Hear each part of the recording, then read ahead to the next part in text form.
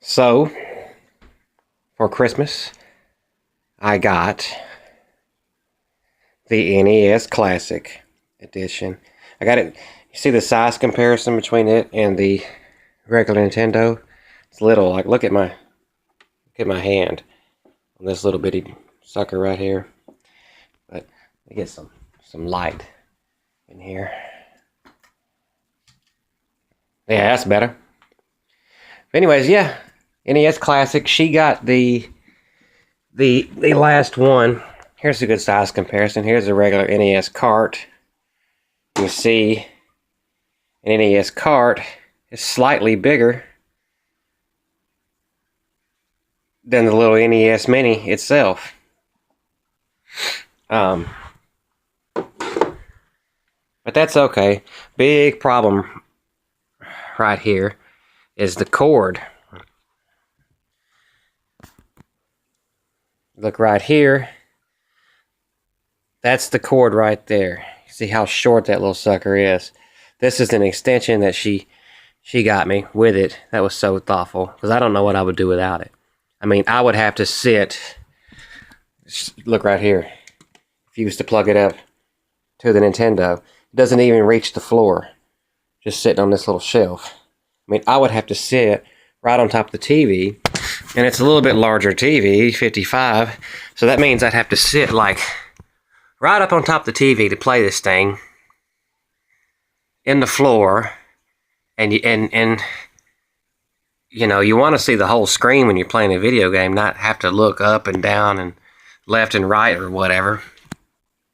So if you get one of these things, you have got to have the extension. That makes all the difference in the world. So you can see now it reaches the couch and I can comfortably play. So just has power and reset buttons. Very simple. All the games are already in it. I'll scroll through real quick. Ice Climber, Mario Brothers, Donkey Kong Jr., Mario, the original Balloon Fight, Ghouls and Ghosts, Gradius, Castlevania, Kid, Icarus, Metroid, Zelda. Punch-Out, which is one I've been playing my butt off. The Tiger Guy, which is like the 6th opponent, I think. I'm having a little bit of trouble with him. There's a little bit of lag time in the controller response, so when he does that whirlwind attack, it's hard for me to block it. But the last time I played it this morning, I was able to block it. So now I just gotta get his pattern down a little better, and I'll be able to beat him and move on to like Bald Bull, I think, is next. Galaga, Mario 2, that's very good. Bubble Bobble, I still haven't played that yet.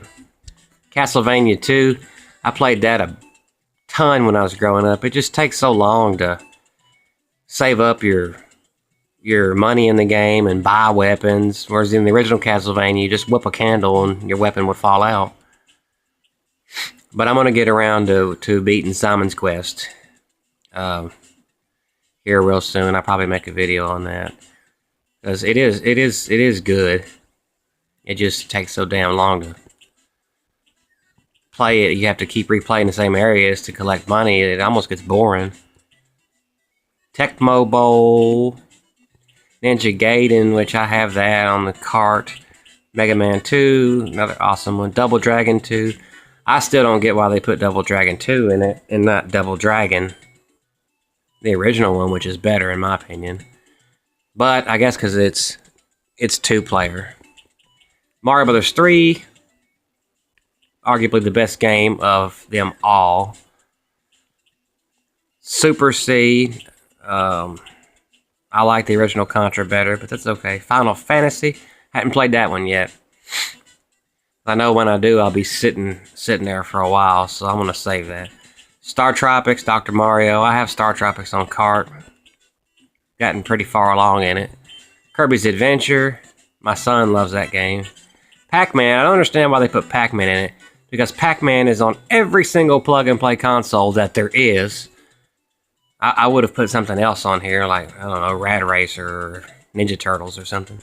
Sight Bike. About the only racer that's on here, and it's not really a racer. Again, I would replace Pac-Man for something like RC Pro-Am or Rad Racer. That would have made all the difference in the world. Everybody's all Pac-Man'd out, I believe. Ice Climber, and that rounds the list out.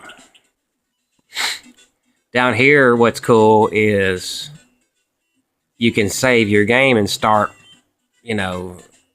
right back where you left off. And that helps out a lot in games like Simon's Quest,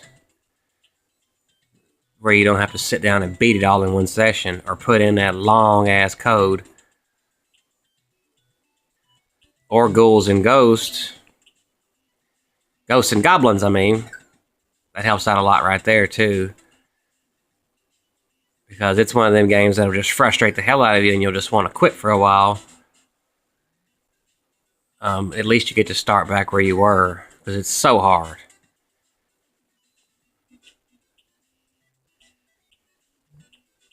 Castlevania, I've got save data on it. It's to the point in the game now where it's starting to get difficult, especially with those dragon skull heads that sit there and shoot at you, and at the same time you got Medusa heads and birds flying at you, and Simon Belmont gets knocked backwards every time he's hit by anything, so half the time you'll fall in a hole when you get hit by something. Pretty much bullshit. Zelda, I have the card of it. I wish this would have been Mike Tyson's Punch-Out, but I know that they couldn't do that, and even if they could, it wouldn't have been a good move for them, being, what happened to him with eating people's ears and shit. So, there you have it. NES Classic. I had no idea I was going to get it. I wasn't even expecting it. I had about given up, and I was just going to go buy some of these games I was missing for the original NES itself, but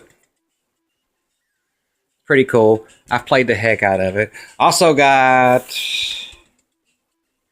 Mario Maker right here somewhere, which is loads of fun for the Wii U. But, yep, there you have it. If you can find one of these in the store for $59, I suggest getting it. But, don't buy one off Amazon or on eBay or something for $200, because it ain't worth all that. They'll eventually have enough of these in stock somewhere where you don't, have to pay an outrageous price, and people will eventually stop buying 10 of them, and you'll be able to get your hands on one. But if you can't, just keep on playing Old Faithful here. They are pretty easy to find, relatively inexpensive at retro shops. So, but happy I got it. Peace out.